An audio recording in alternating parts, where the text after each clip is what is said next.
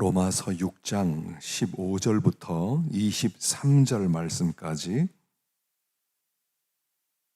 함께 봉독하겠습니다. 그런즉 어찌하리요? 우리가 법 아래에 있지 아니하고 은혜 아래에 있으니 죄를 지으리요? 그럴 수 없느니라. 너희 자신을 종으로 내주어 누구에게 순종하든지 그 순종함을 받는 자의 종이 되는 줄을 너희가 알지 못하느냐? 혹은 죄의 종으로 사망에 이르고 혹은 순종의 종으로 의에 이르느니라. 하나님께 감사하리로다. 너희가 본래 죄의 종이더니 너희에게 전하여 준 바 교훈의 본을 마음으로 순종하여 죄로부터 해방되어 의에게 종이 되었느니라. 너희 육신이 연약함으로 내가 사람의 예대로 말하노니 전에 너희가 너희 지체를 부정과 불법에 내주어 불법에 이른 것 같이 너희 지체를 종으로 내주어 거룩함에 이르라. 너희가 죄의 종이 되었을 때에는 의에 대하여 자유로웠느니라. 너희가 그때 무슨 열매를 얻었느냐? 이제는 너희가 그 일을 부끄러워하나니 이는 그 마지막이 사망임이라. 그러나 이제는 너희가 죄로부터 해방되고 하나님께 종이 되어 거룩함에 이르는 열매를 맺었으니 그 마지막은 영생이라.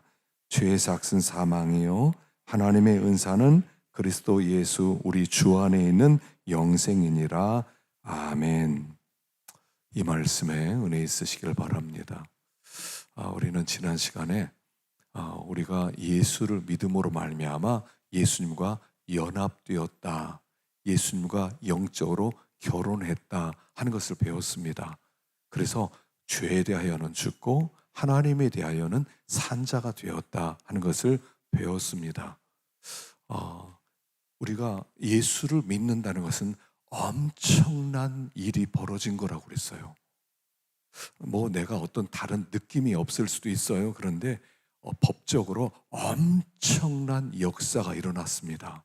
그것은 뭐냐면 이제 내가 예수님과 연합되어서 예수님과 하나 되었고, 그리고 하늘나라 법정에서 우리가 의인이 되었고, 더 이상 우리의 죄에 대하여 묻지 아니하고 과거에 대하여 정죄하지 아니하고, 그리고 이제는 하나님에 대하여 산자가 되어서 우리는 영생할 수 있는 아주 복된 자가 된 것입니다. 예수 그리스도와 연합해서 한 가정을 꾸렸기 때문에 예수 그리스도의 모든 권세, 모든 축복, 모든 은혜가 다 우리의 것이 되는 굉장한 일이 벌어졌다는 것을 배웠습니다. 예수를 믿는다는 것은 엄청난 일이에요. 예수를 믿는다는 것은 이 세상에서 모든 복을 다 받은 사람이에요. 이 세상, 이 우주 만물을 창조하신 하나님, 온 세상에 주이신 그 예수 그리스도와 하나가 되어서 한 살림을 차리게 되었기 때문에 예수의 축복이 다 우리의 축복, 예수의 그 놀라운 그 권세가 우리의 권세, 예수의 영광이 우리의 영광이 되는 어마어마한 일이 벌어졌다. 이것을 받아들여라 하는 것이 지난주 설교였어요. 받아들여라, 여겨라 하는 것은, 이것은 실제로 이런 일이 영적으로 일어났으니까 그런 줄로 믿고 받아들이고 그렇게 누려라 하는 그런 말씀이라고 했죠. 그리고 오늘 내용은 뭐냐면, 그러면 왜 이런 은혜를 주셨냐는 거예요. 우리들에게 왜 예수와 연합시켜 주셔서 죄로부터 자유케 되고 하나님에 대하여 산자로 만들어 주셨느냐, 바로 그런 얘기예요.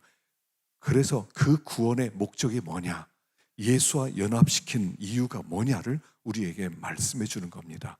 아주 결론적으로 말하면 세 가지 때문이라는 거예요. 우리에게 구원을 주신 목적은, 첫째는 의의 종이 되어서 살아라, 두 번째는 거룩함의 열매를 맺어라, 세 번째로는 영생을 누려라. 이 세 가지를 위해서 우리에게 이런 예수와 연합되는 복을 주셨다는 거예요.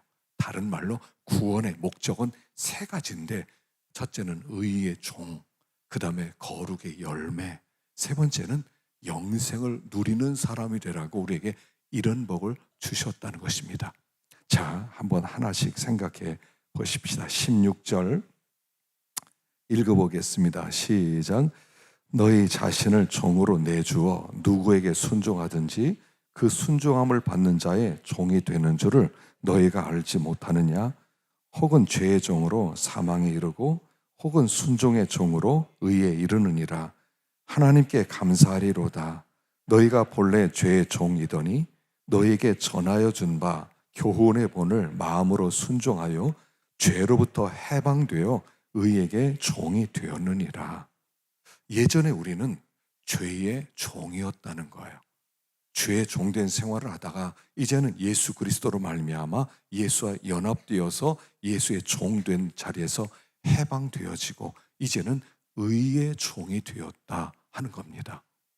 여기 죄의 종이란 무슨 뜻이냐면, 죄의 종이란 자기 마음대로 자기 욕심대로 하고 싶은 대로 사는 삶, 그게 죄의 종이에요.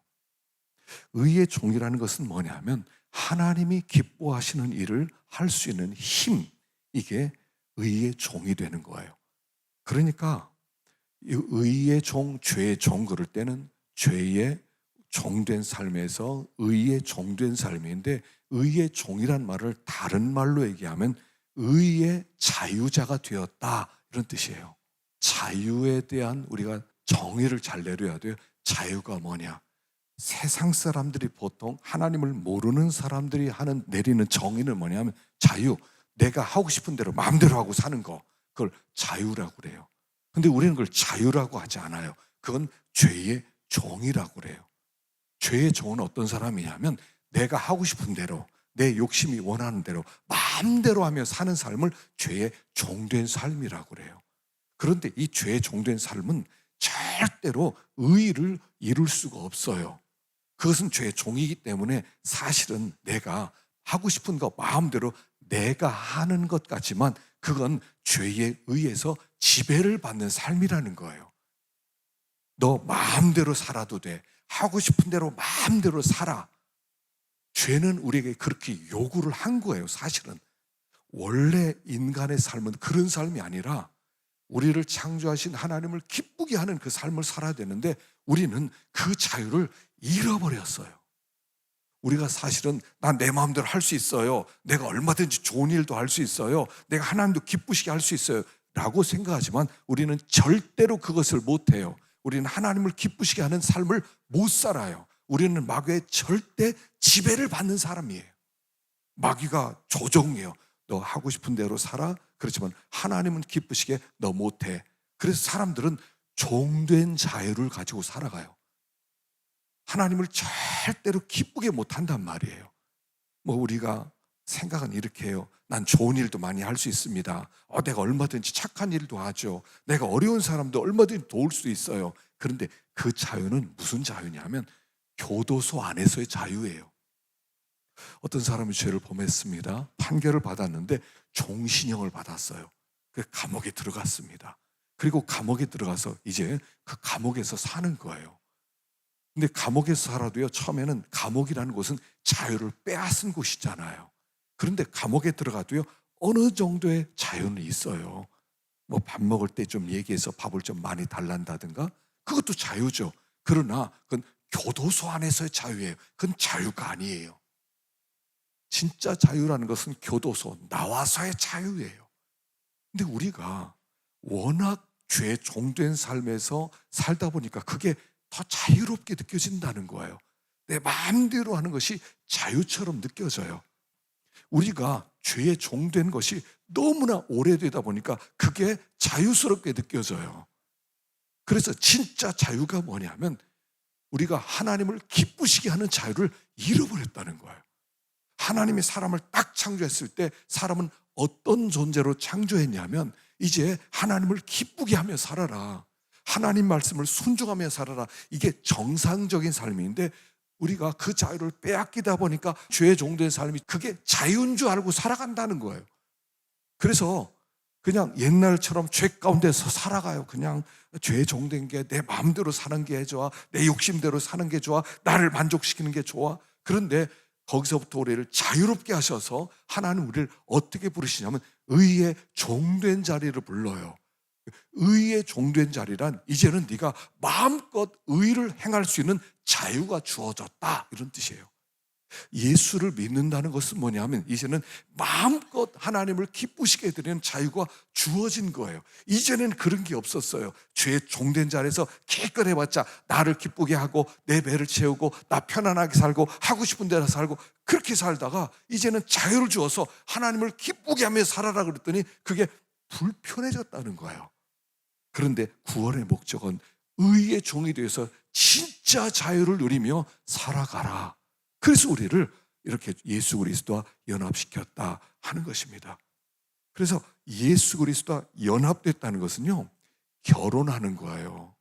여러분, 결혼이 얼마나 불편한 줄 아십니까? 내 자유를 포기해야 돼요. 그런데 자유를 포기하면서 진짜 자유를 얻는 거예요. 그래서 결혼은요, 고독으로부터 자유라는 거예요. 혼자 있을 때는요, 좋은 것 같지만 외로워요. 고독해요. 근데 결혼하면 고독으로부터 자유하게 돼요. 또 결혼하게 되면 방종으로부터 자유하게 돼요. 이 사람 만나러 다니고 저 사람 만나러 다니고 그럴 필요 없어요. 하나에게 매어지는 거예요. 그 다음에는 허무로부터 자유예요. 막 일생 지 마음대로 살았어요. 나이 딱 들어서니까 일생한 게 아무것도 없는 거예요. 내놓을 것이 아무것도 없는 거예요. 하나님 앞에 올려드릴 열매가 하나도 없는 거예요. 허무해요. 나를 위한 삶은 그와 같은 삶인데, 그러나 이 자유를 포기한 순간 진짜 자유가 찾아오기 시작한다는 거예요. 결혼을 하는 순간 진짜 자유가 찾아오는 거예요. 예수를 안 믿을 때 하고 싶은 대로 마음대로 살 수 있어요. 그러나 예수를 딱 만나서 결혼하는 순간, 그 자유를 포기하는 순간 진짜 자유, 하나님을 기쁘시게 해드리는 자유, 정말 의미 있게 천국을 누리는 그런 자유를 우리는 누릴 수 있다는 거예요. 그래서 구원의 목적 첫 번째, 의의 종이 되는 것. 진짜 자유인의 삶을 살게 하려고 우리를 구원하셨다 하는 겁니다. 두 번째는 거룩의 열매를 맺으라는 거예요. 19절 읽어봅시다. 시작. 너의 육신이 연약함으로 내가 사람의 예대로 말하노니 전에 너희가 너희 지체를 부정과 불법에 내주어 불법에 이른 것 같이 이제는 너희 지체를 의의 종으로 내주어 거룩함에 이르라. 너희가 죄의 종이 되었을 때에는 의에 대하여 자유로웠느니라. 자, 이제는 너희가 너희 지체를 의에게 종으로 주어 거룩함에 이르라. 거룩함의 열매, 거룩의 열매를 맺으라는 거예요. 자, 이 거룩이 무슨 뜻이냐면요, 거룩은 이런 뜻이죠. 여러 많은 것에서 뽑아놨다는 뜻이에요. 뽑았어요. 여기 양 10마리가 있는데 양 10마리 중에 2마리를 뽑아놨다는 게, 그게 잘랐다는 뜻이에요. 뽑아놨다. 특별한 목적을 위해서 어떤 것 중에서 뽑아놨다. 이게 거룩이에요.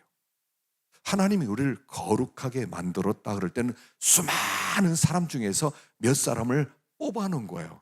오늘 우리가 여기 앉아있는 것은 여러분들을 하나님이 뽑아서 앉아있어요. 그래서 우리를 뭐라고 부르냐면 거룩한 사람들 이렇게 부르는 거예요. 저 세상에 많은 사람 중에 하나님이 골라서 뽑았어요. 하나하나 뽑아서 여기에 딱 앉혀두었어요. 그래서 우리를 뽑아놓은 이유가 뭐냐면 하나님이 내 거야 너희들을 건드리지 못해. 그래서 하나님이 자기의 소유로 만들기 위해서 우리를 뽑아놓은 거예요. 그걸 거룩하다 이렇게 부르는 거예요. 그래서 우리가 거룩한 사람 된다면 어떻게 돼요? 우리 자신을 하나님께 드리는 거예요. 그래서 하나님께 드려진 사람, 하나님의 소유가 된 사람, 이런 사람을 거룩한 사람 이렇게 부르는 거예요. 자, 마태복음 22장 21절을 한번 읽어보겠습니다. 조금 성경 구절 몇 개가 있는데요, 한 번씩 읽어보겠습니다. 시작. 이에 이르지 그런즉 가이사의 것은 가이사에게, 하나님의 것은 하나님께 바치라 하시니. 어떤 사람이 와서 가이사에게 세금 내야 돼요, 말아야 돼요 물어보니까 동전 하나 갖고 와라. 그러니까 동전을 딱 보여주니까 동전에 거기에 가이사의 형상이 있어요. 이 형상이 누구 형상이냐? 예, 가이사 형상입니다. 그래, 가이사의 형상이 있으니까 가이사의 것이구나. 가이사에게 바쳐라. 그래서 가이사의 것은 가이사에게, 하나님의 것은 하나님께 바쳐라. 그건 뭐냐면 너희들은 다 하나님의 형상대로 지어진 자다.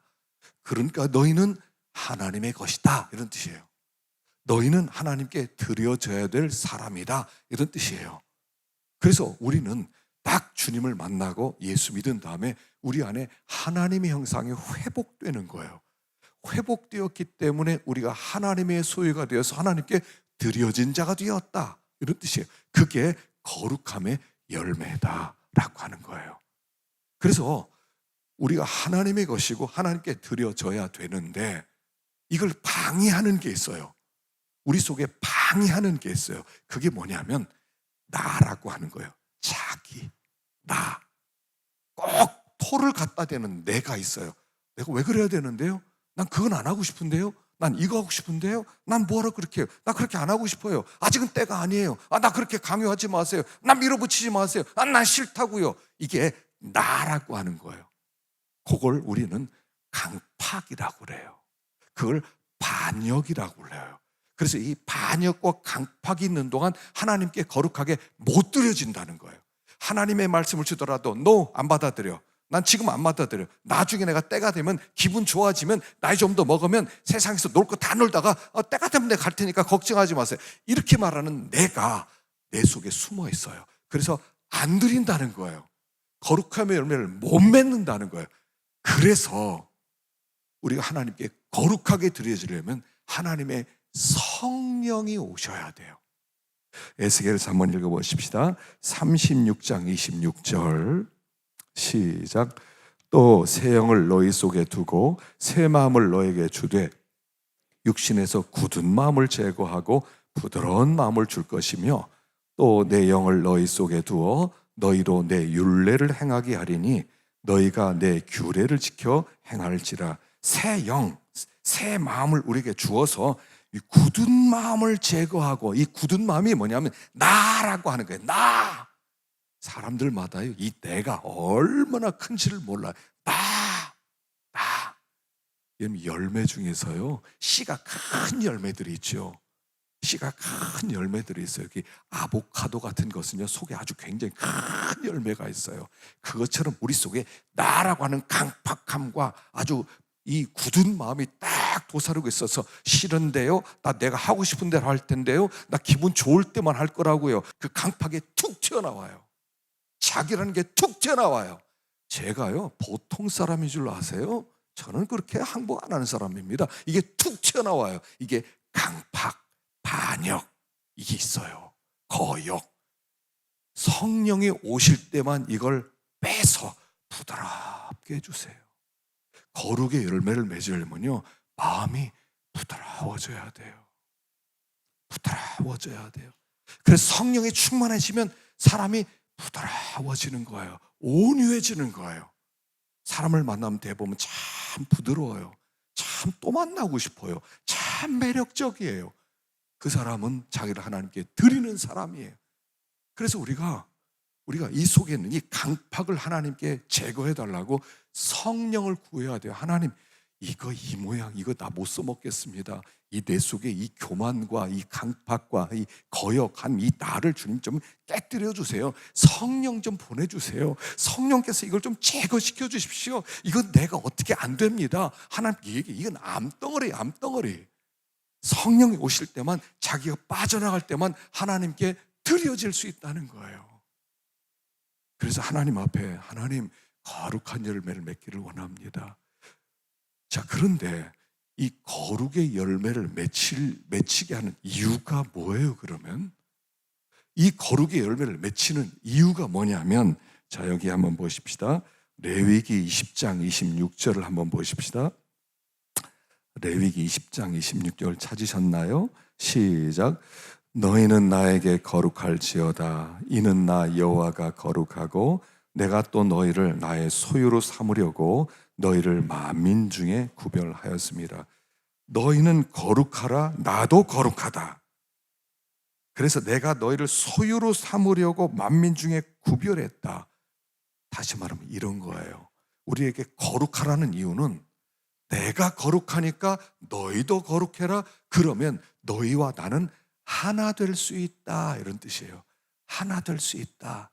그래서 요한복음은요 결국 핵심이 이 내용입니다. 14장 24절 시작. 그날에는 내가 아버지 안에, 내가 내 안에, 내가 너희 안에 있는 것을 너희가 알리라. 아버지여, 아버지께서 내 안에, 내가 아버지 안에 있는 것 같이 그들도 다 하나가 되어 우리 안에 있게 하사 세상으로 아버지께서 나를 보내신 것을 믿게 하옵소서. 그날에는 내가 아버지 안에, 너희가 내 안에, 내가 너희 안에, 또 아버지께서 내 안에, 내가 아버지 안에, 또 그들이 하나 되어 우리 안에, 이 안이라는 안에 들어가고, 자, 우리가 하나님 안으로 들어가고 하나님이 우리 안으로 들어가고 또 예수님 안으로 들어가고 예수님 우리 안에 들어오고, 그렇게 해서 완전히 하나 되게 하려는 거예요. 하나 되게 하는 것. 하나가 되려면, 하나님과 하나 되려면, 하나님이 우리 안에 오시려면 우리가 거룩해야 돼요. 그분은 속성이 거룩하기 때문에 거룩한 곳에만 계시는 분이에요. 그래서 우리가 거룩해지면 거룩한 곳에 오실 수 있고, 우리가 거룩하지 않으면 거룩한 분은 우리 안에 오실 수가 없어요. 그래서 여기 고린도전서 3장 16절 읽어봅시다. 시작. 너희는 너희가 하나님의 성전인 것과 하나님의 성령이 너희 안에 계시는 것을 알지 못하느냐. 누구든지 하나님의 성전을 더럽히면 하나님이 그 사람을 멸하시리라. 하나님의 성전은 거룩하니 너희도 그러하니라. 자, 하나님의 성전이라는 거예요.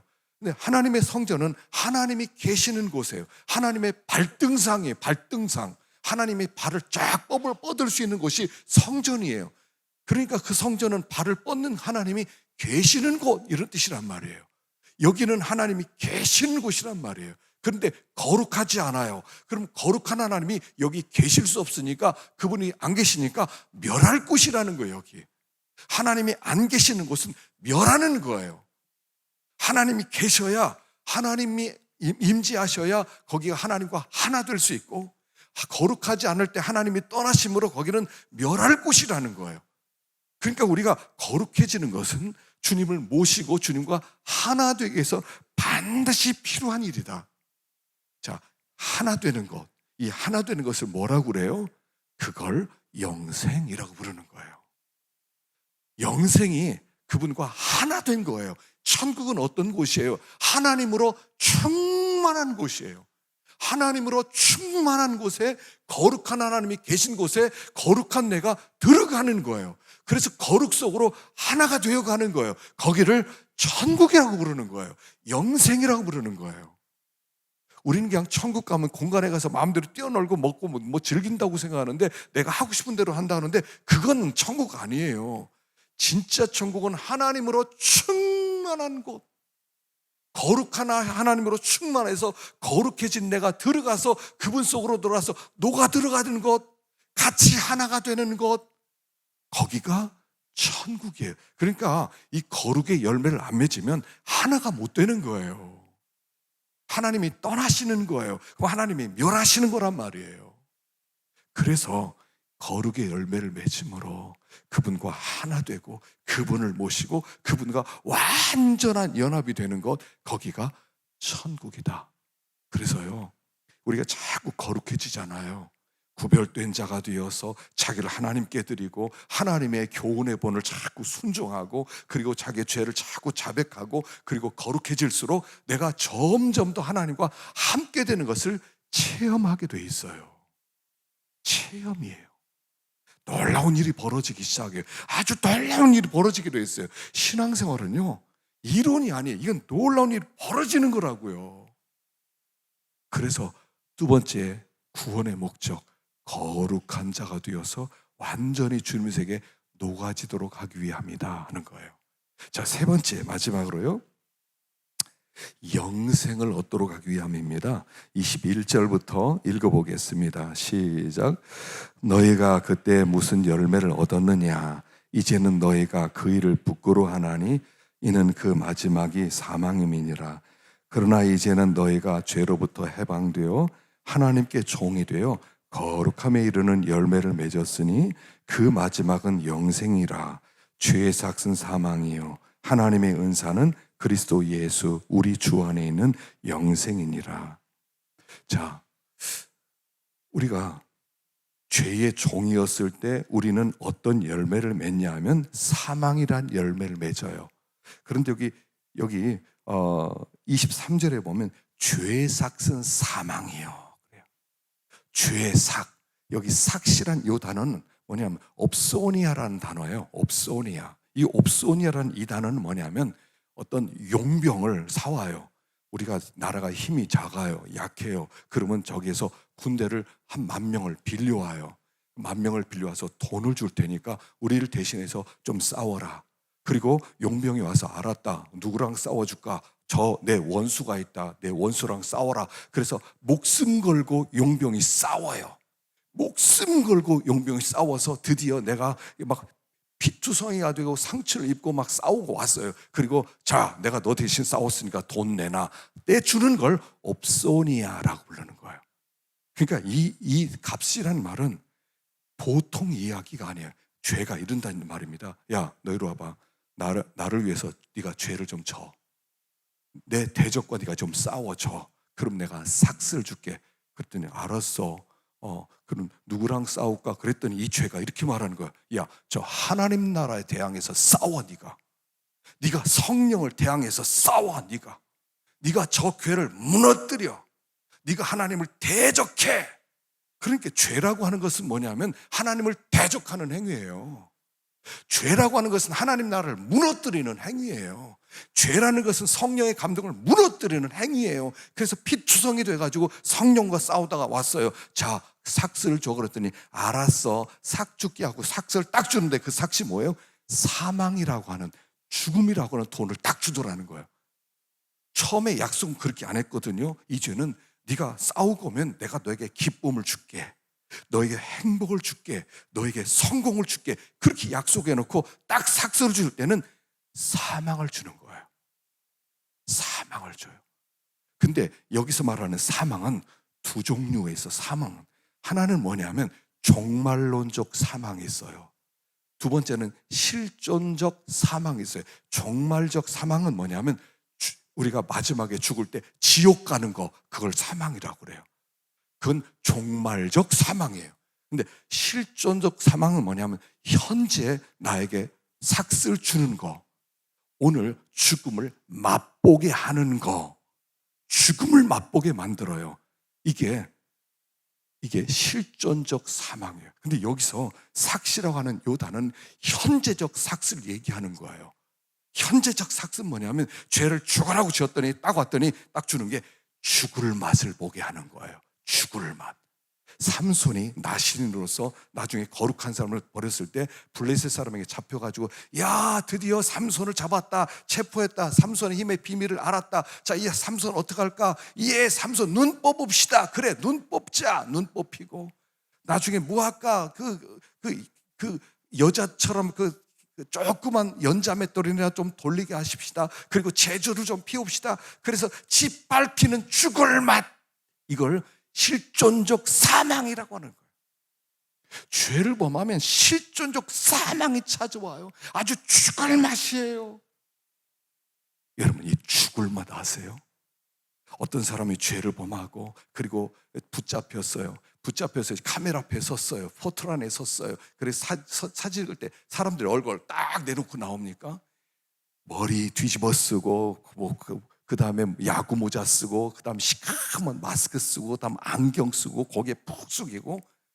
죽을 맛이에요. 죽을 맛. 이게 실존적 사망이라는 거예요. 죄를 범하면 죄는 우리에게 약속을 해요. 행복을 약속해 주마, 편안함을 약속해 주마, 너의 모든 형통을 약속해 주마, 부자를 약속해 주마. 웃기는 소리예요. 죽을 맛이에요. 죽을 맛. 수치스럽고 낙심스럽고 후회스럽고, 내가 왜 그랬던가, 아주 창피하고 죽고 싶고 무기력하고, 제일 큰 게 뭔지 아세요? 기도의 문이 막히는 거예요. 기도가 안 돼. 하나님 나라를 공격하고 나서 하나님 잘못했습니다, 성령을 근심하게 만들고 잘못했습니다. 이게 죽을 맛이라고요. 이게 실존적 사망, 죄의 삭시란 얘기예요. 여기에서 벗어나서, 그래서 여기 하나님의 은사는 그리스도 예수 우리 주 안에 있는 영생이니라. 그러나 우리가 하나님의 말씀대로 순종하기 위해서 우리가 영적 싸움을 싸우고, 이 선한 싸움이 영적 싸움이거든요. 그래서 여기 디모데전서 6장 11절을 한번 읽어보겠습니다. 시작. 오직 너 하나님의 사람아, 이것들을 피하고 의와 경건과 믿음과 사랑과 인내와 온유를 따르며 믿음의 선한 싸움을 싸우라. 영생을 취하라. 이를 위하여 내가 부르심을 받았고 많은 증인 앞에서 선한 증언을 하였도다. 믿음의 선한 싸움을 싸워라. 그래서 하나님의 말씀을 반드시 순종해라. 죄를 이겨라. 그러면 영생을 취하게 될 것이다, 이런 뜻이에요. 그 영생은 뭐냐면, 여기서 말하는 영생도 두 가지예요. 종말론적 영생이 있고 하나는 실존적 영생이 있어요. 종말적 영생은 뭐냐면 천국 가는 거예요. 완전한 나라에 들어가는 걸 영생이라고 그래요. 근데 실존적 영생이 뭐예요? 여기에서 살맛나게 만드는 거예요. 충만한 기쁨. 그래서 요한복음 15장 11절 우리 마지막으로 한번 읽어보겠습니다. 시작. 내가 이것을 너의 이름은 내 기쁨이 너희 안에 있어 너희 기쁨을 충만하게 하려 함이라. 내 기쁨을 충만하게 하려 함이라. 이게 실존적 영생이에요. 우리가 선한 싸움을 싸우잖아요. 죄랑 막 싸워요.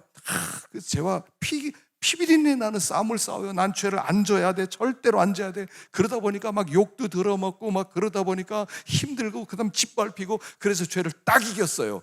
그랬을 때 10년 가운데 넘치는 기쁨이 막 쏟아지기 시작하는 거예요. 이게 실존적 영생이라는 거예요.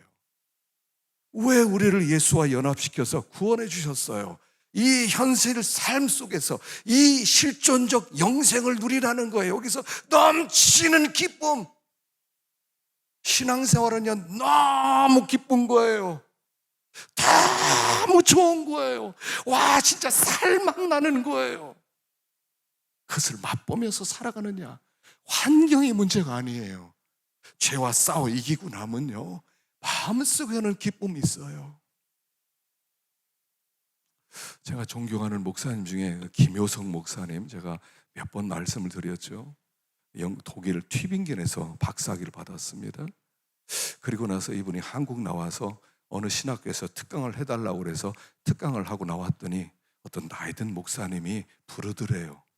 그래서 가보니까 당신은 공부를 참 많이 해서 머리에 든 거 지식은 좀 있는데 하나님을 체험하지는 못한 것 같다.